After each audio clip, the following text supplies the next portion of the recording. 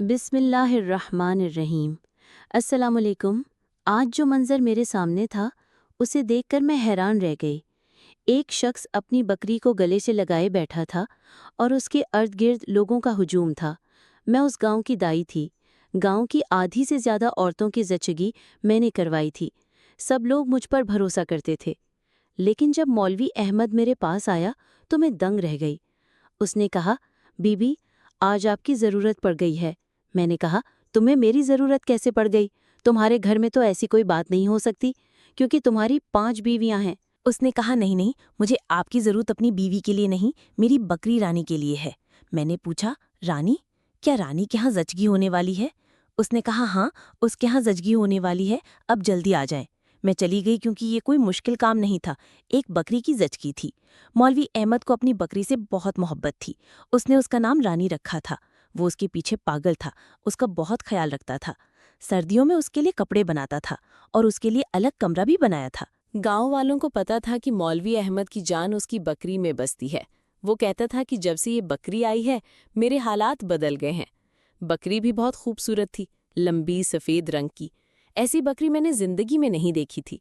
मैं वहां पहुंच गई और रानी के पास बैठ गई। मुझे पता था कि ज़्यादा काम नहीं करना, लेकिन थोड़ी देर बाद मेरी आंखों ने ऐसा मंजर देखा कि मेरे पांव तले ज़मीन निकल गई। मौलवी अहमद की एक बीवी थी, फातिमा, जो खामोश तबा थी। वो बांझ थी और बच्चे पैदा नहीं कर सकती थी। वो अक्सर मेरे पास आती और दवाई लेती थी। मैंने उसे कहा था कि शहर जाकर चेकअप करवा ले, शायद कोई इलाज मिल जाए। लेकिन वो कहती थी कि हम गरीब हैं, मौलवी अहमद मुझे शहर नहीं ले जाएगा। एक दिन वो एक बकरी का बच्चा ले आया और उसका नाम रानी रख दिया। वो उसकी इस तरह देखभाल करता जैसे वो उसकी औलाद हो। वक्त के साथ बकरी बड़ी हुई और दूध भी देने लगी।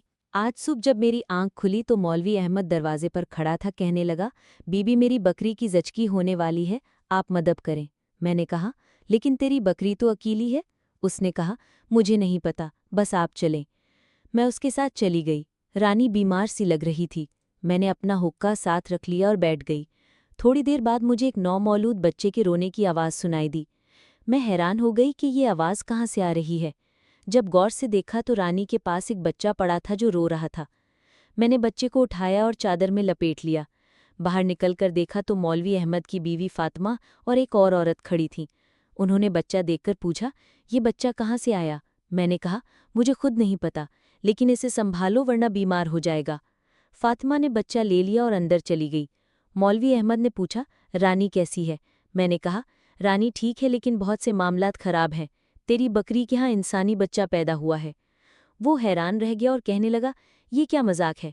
मैंने कहा, मजाक नहीं, जाकर देख तेरी बीवी अंदर क्या ले गई है। वो अंदर भागा। फातिमा ने बच्चे को कपड़ों में लपेटकर अपने पास लिटाया था। एक औरत से दूध और फीडर मंगवाया गया। बच्चा दूध पीकर सो गया। लेकिन मौलवी अहमद परेशान होकर सर पकड़कर बैठ गया। उसने कहा, ये क्या हो गया? ये बच्चा कहाँ से आया? फातिमा बच्चे को बड़े प्यार से संभाल रही थी। उसने कहा, मुझे नहीं पता ये बच्चा कहाँ से आया, बस मैं इसे पालूंगी। शाम को मौलवी अहमद मेरे पास आया और बताया कि रानी मर गई है। वो रोते हुए कहने लगा, मेरी बकरी चली गई, अब ये बात गांव में फैल जाएगी, क्या करूं? मैंने कहा, बच्चे का कोई कसूर नहीं, फातिमा उसे पाल लेगी, शायद ये अल्लाह का इम्तिहान है। मैंने फातिमा का जायज़ा लिया। वो बिल्कुल ठीक थी। उसे देखकर नहीं लगता था कि उसने हाल ही में बच्चा जना है। लेकिन ये बच्चा कहाँ से आया, ये राज था। मैंने मौलवी अहमद से कहा, ये बच्चा तेरी बीवी का हो सकता है, लेकिन शायद तुझसे नहीं। वो गुस्से में बोला, ये क्या कह रही हो?